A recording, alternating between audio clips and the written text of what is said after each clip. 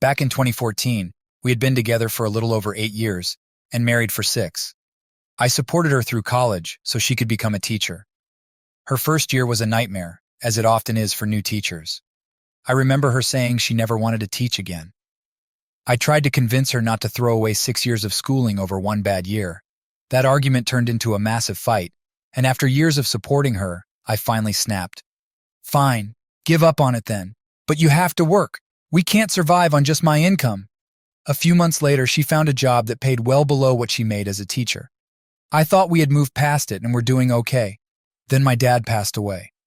My relationship with my dad was complicated. My parents divorced when I was 12, and he was rarely around. When he was, he spent most of his time at the bar. After being diagnosed with heart failure, he tried to reconnect with his family in his own odd way, but he was on borrowed time. My dad was taken off life support and was given hours to live. He hung on for 10 agonizing days. It was sheer misery, and I was a wreck when he finally passed. We then discovered just how terrible he was with finances, leaving us kids with a mountain of debt. Naturally, I wasn't the easiest person to be around. I was wrestling with the mess my dad left behind, angry at him, and still grieving. If you've lost a loved one, you know how it is. You're fine one moment, then a crying mess the next. Fast forward a few years to the winter of 2017. A mutual friend and chair of our local NerdCon posts on Facebook that he's getting a divorce because his wife cheated on him. My wife, Amy, happened to be in the neighborhood and stopped by to talk to him. According to her, they just chatted. I'm convinced this is when the cheating started. It was odd that she stayed there for 5 hours, but I'm a trusting guy and took her word for it. As months rolled by into the spring, she started talking to him more and more. I was getting uncomfortable and told her so. She brushed it off as me being paranoid. I had a right to be uneasy. She had gone behind my back to talk to an ex before we got married. She needed closure, she said. The last weekend of April 2018, I had a business trip to Vancouver, British Columbia. Amy told me that since she'd be home alone, she hated being by herself and would often have her mother come over and stay if I was away on weekends. Huge red flag. She was going on a totally platonic date with this guy. I was not happy about it. I knew this guy was vulnerable, and it was just a bad idea. She went anyway. At the time, we had our phones geolocated to curb texting while driving. We had a GPS tracker on our phones so we could check each other's location. It was her idea, actually. Red flag. One night, out of paranoia, I checked to see if she was really at Holman's, as she said. She claimed she was, but the tracker showed she was still out with him. I told her I knew she was lying and asked her to come home since it was late. She got pissed and didn't talk to me the rest of the night. The next day, I tried to focus on work, but she said she was going over to his house again. I was furious and begged her not to go, explaining that this guy was vulnerable and might make a move on her. She blew me off and turned off her GPS tracker. On Sunday, as I flew back home, she suddenly turned all cutesy and sweet. Alarm bells were going off like crazy in my head. Something was definitely wrong. I got home late, had to bum a ride because she was supposed to pick me up, and found her asleep on the couch. A week of weird behavior followed, with her gaslighting me into thinking I was being overly possessive and paranoid. That weekend, she admitted to only kissing him after a long, heartfelt conversation and said she felt our marriage wasn't worth saving. I spent 2 days trying everything to fix things, doing the whole pick-me dance. She had made up her mind. She took the dog for a walk, and in a moment of ultimate paranoia, I logged into her tablet and opened her email. That's where I found her undying profession of love to this guy and her plans to leave me. I was absolutely crushed. The room spun, and I lost it completely. I couldn't breathe. I called her and told her I knew everything. She rushed home, and I asked her flat out if she wanted to be with him. I think I do, she said. At that point, I flew into an absolute rage. I told her I couldn't be near her and needed to leave. I got a hotel room for the night. That night she went to his place, leaving the dog at home. Knowing it was completely over, I laid out all our wedding photos and pictures from the last 11 years on the kitchen table. When she came back, I made her sit and look at the pictures. Don't give up on this. Don't give up on us. Please don't throw away 11 years for someone you hardly know, I pleaded. Her response still haunts me. You're messed up. The other man has his life together. I need time to decide. And she left. I sat there, crushed, knowing it was all over. She left her tablet on the counter, logged in. Temptation got the better of me, and I opened her messaging app. "I am waiting for you in bed," she had texted him. I knew then it was over. I smashed our wedding photo on the wall, called her, and told her to come get her stuff. It would be ready when she arrived. My brother, God bless him, helped me stack all her crap on the front porch for her to pick up. I know I could have handled things better. Hindsight is 20/20. But the woman I adored, made sacrifices for, and did everything to keep happy just shacked up with another man. She immediately moved in with him, changed her cell phone plan from mine to his the same day. This jackass even went to the convention I was part of the staff for and proclaimed his love, saying if anyone didn't support them, they were kicked out. Naturally, I was banned from the convention. Not only did I lose my wife, but I also lost the community I thought had my back. 4 weeks later, the convention went off without a hitch. She had fully moved in with him by then and plastered pictures all over Facebook, hanging all over him. While she was off flaunting her new relationship, I was calling in favors from family and the few friends I had left to move things out of our house before the lease ended. Anytime I demanded help, she had some excuse. To make matters worse, even work wasn't safe.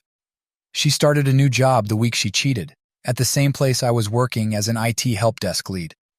Over the summer, I lost a ton of weight, began smoking a pack a day, and barely ate.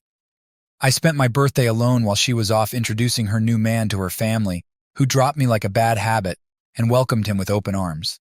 I pathetically tried several times during the summer to reason with her, imploring her to leave that relationship and set out on her own. It was then she explained to me how she fell out of love with me after my dad died.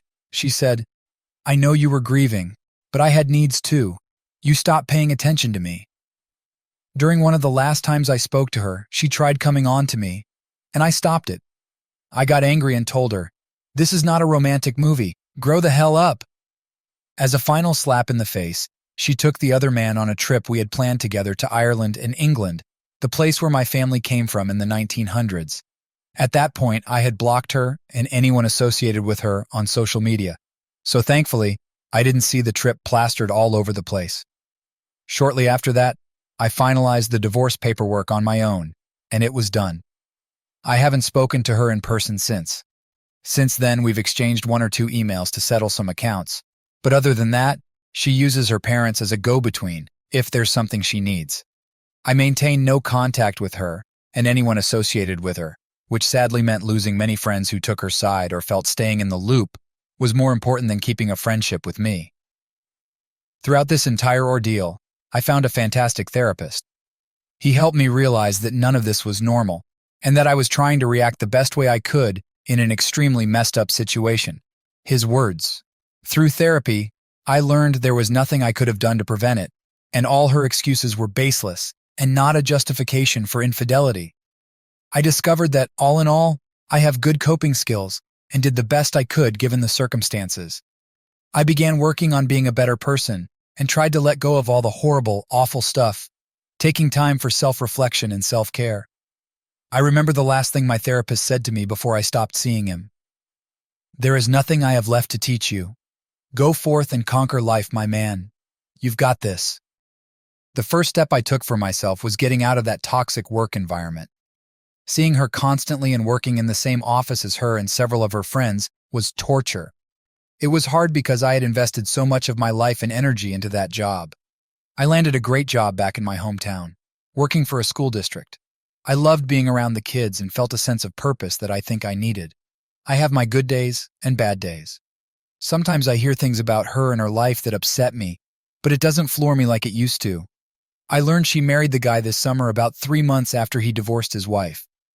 Yeah, it took him 3 years to divorce his ex, but he was living with another woman. From what I gather, she's incredibly skinny, looks tired all the time, and doesn't go anywhere without his permission. The hardest thing for me still is that I had no way to house our dog in the divorce, so she got her. I miss that dog. A few times she tried using the dog as an excuse to see me and gaslight me. It was a painful decision, but I had to end that too. Thankfully, that year of hell known as 2018 had a silver lining. I got a puppy. She has 2 now and is the best dog I have ever had. She's currently sleeping on my foot as I type this. Another silver lining is that we never had kids. I know it's a mercy. She never wanted to have kids because it would ruin her body, but my biggest dream was to be a father. I am still single, and probably will be for a while, thanks to COVID, you jerk. I'm pushing 40 now, and I doubt that will ever be a reality for me, but the future isn't written, so I can hope.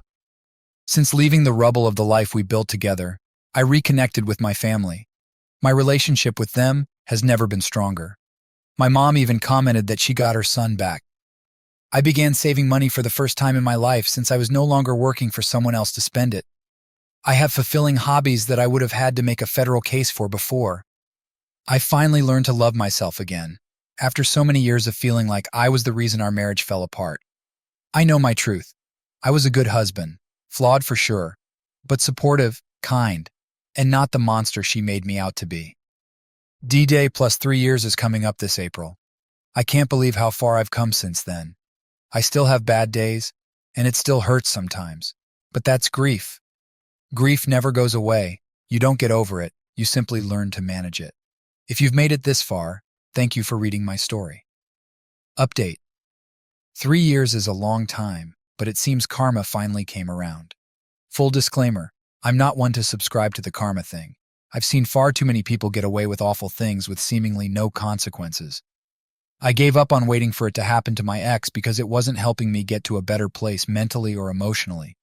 Then I spotted her in a crowd at a brewfest. I almost didn't recognize her. She looked awful. Whatever is going on with that sack of turds she left me for and married must be taking its toll. She's real thin and looks like one of those people you see at the gym who just pushes themselves too hard.